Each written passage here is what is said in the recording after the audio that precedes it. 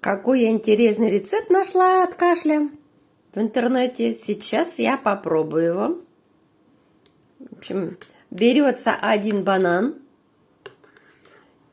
измельчается в блендере, на терке, ну или как вы размягчите. Я ступкой размягчила. Заливается горячим молоком, стаканом, смешанным с какао. Для сладости можно добавить меда. Ой, не размешался банан. Вот. Вон он.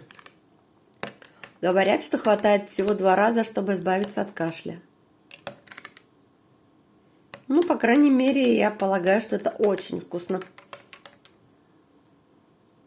Приятного аппетита!